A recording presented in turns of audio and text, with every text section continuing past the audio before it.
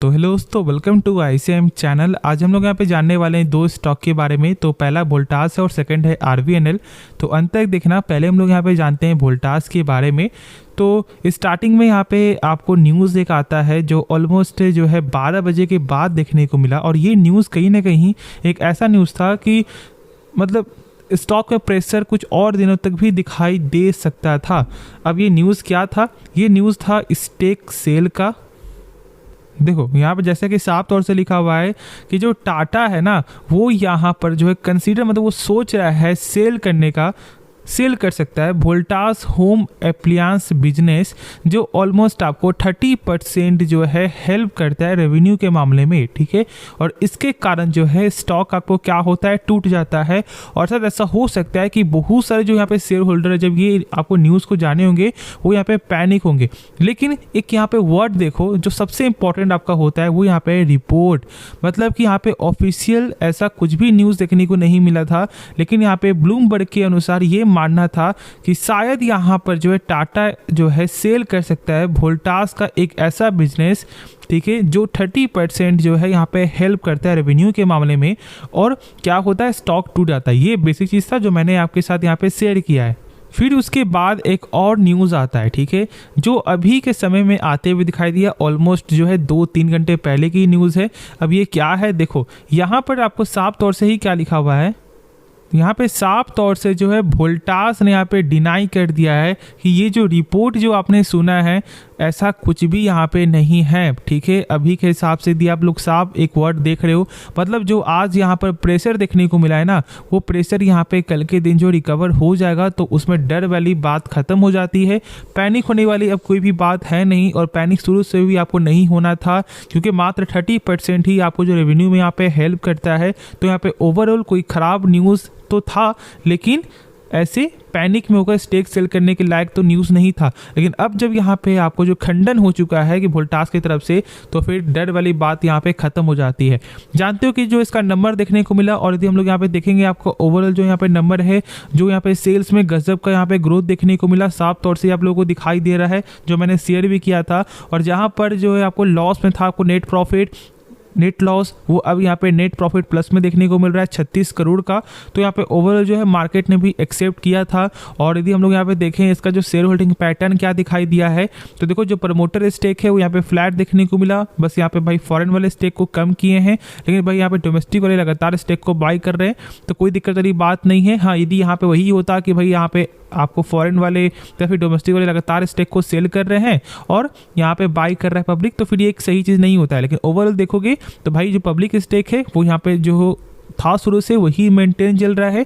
बस यहाँ पे डोमेस्टिक वाले लगातार स्टेक को बाई कर रहे हैं, तो डर वाली बात यहाँ पे ख़त्म हो जाती है। और यदि हम लोग यहाँ पे देख ले तो देखो यहाँ पर जो है आपको LIC लगातार स्टेक को गेन करते हुए दिखाई दे रहा है। उसके बाद यहाँ पे देखोगे तो और भी जो है आपको फंड है वो भी यहाँ पे स्टेक को गेन किए हैं आपको। ठीक है, तो ये सब मैंने आपके साथ यहाँ पे शेयर कर दिया। आपको जो है SBI म्यूचुअल फंड भी यहाँ पे स्टेक को गेन किया है। तो ठीक है, ये सब कुछ बेसिक चीज़ था। बाकी ऐसे यहाँ पे डर वाली कोई बात नहीं है, तो पैनिक में होकर कोई फैसला आप लोगों को नहीं लेना चाहिए। और जो डाउट बचे एक्स्ट्रा वो आप कमेंट में ज़रूर से पूछना। अब जो यहाँ पे नेक्स्ट स्टॉक है ना, वो यहाँ पे है RVNL। खास बात क्या है कि इसका नंबर आपको आने वाला है, और ये जो क्वार्टर का जो रिजल्ट है वो यहाँ पे कहीं ना कहीं इंपॉर्टेंट रोल जो है निभाएगा। यदि यहाँ पे रिजल्ट सही नहीं आता है तो जो अभी जो प्रेशर है स्टॉक में, जो एक साइडवेज एरिया में ये चल रहा है, तो और ज़्यादा यहाँ पे डाउनफॉल में जाते हुए दिखाई दे। अब इसका जो यहाँ पे रिजल्ट कब तक आएगा, तो देखो भाई रिजल्ट यहाँ पे आने आपको वाला है 9 नवंबर के दिन, मतलब 2 दिन बाद आज से। ठीक है, तो इसलिए यहाँ पे ओवरऑल ये क्वार्टर रिजल्ट यहाँ पे इंपॉर्टेंट रोल है। और यदि नंबर से नहीं आता है, जो मैंने बताया कि प्रेशर यहाँ पे रहेगा, क्योंकि देखो भाई अभी भी प्रेशर यहाँ पे है। जो मैंने बताया कि जब तक यहाँ पे 174 का लेवल जो है ब्रेकआउट नहीं होता है, तब तक आप लोग को जो है ट्रेडिंग पर्पज से इसमें नहीं जाना चाहिए। मैंने स्टार्टिंग से शेयर किया हुआ है, और जो लोग मुझे पहले से फॉलो करते हैं वो अभी तक ये गलती नहीं किए होंगे। देखो यहाँ पे होता है क्या कि ट्रेडिंग पर्पज में आप लोगों को ब्रेकआउट और ब्रेकडाउन सबसे ज़्यादा यहाँ पे इंपॉर्टेंट आपका होता है। चार्ट को समझना ये इंपॉर्टेंट है, ठीक है, प्राइस एक्शन को समझना ये इंपॉर्टेंट है। तो देखो यहाँ पे एक चीज़ को समझ लो, यदि क्वार्टर रिजल्ट यदि सही आ जाता है तो ये अब आपको फंडामेंटली यहाँ पे हेल्प करेगा स्टॉक को बूस्ट आने में। और यदि नंबर से नहीं आता है तो भाई ओवरऑल जानते हो कि यहाँ पे क्या हालत देखने को मिलेगा। हाँ, ऐसे यदि आप देखोगे कि भाई क्या कंपनी का बिजनेस खराब है, क्या कंपनी का काम खराब है, तो ऐसा कुछ भी नहीं है और इसमें पैनिक होने वाली कोई बात नहीं है। कोई भी स्टॉक का एक तरफा हमेशा गेन नहीं होता है, वो सस्टेन करता है। और ख़ास तौर से ये जो एक ऐसा स्टॉक है आपको आरवीएनएल, जब भी ये आपको जो सस्टेन करते हुए दिखाई दिया है ना, तब तक एक अपॉर्चुनिटी ही देखने को मिला है। कैसे देखो, यदि हम लोग यहाँ पे देखें इसका चार्ट, 1 साल का ही चार्ट खोलते हैं, ठीक है।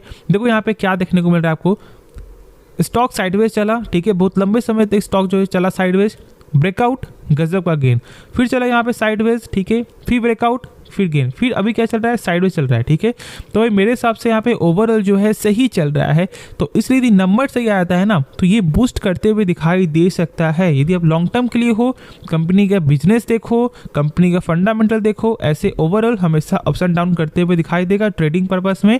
और यदि हम लोग यहाँ पे देख ले जो इसका सेलिंग पैटर्न है आपको लेटेस्ट में, तो यहाँ पर जो सरकार ने स्टेक सेल किया, यहाँ पे वही चीज़ जो है आपको जो सेटल हुआ है। लेकिन यहाँ पे बाई भाई करते हुए दिखाई दे रहे फॉरेन और डोमेस्टिक वाले।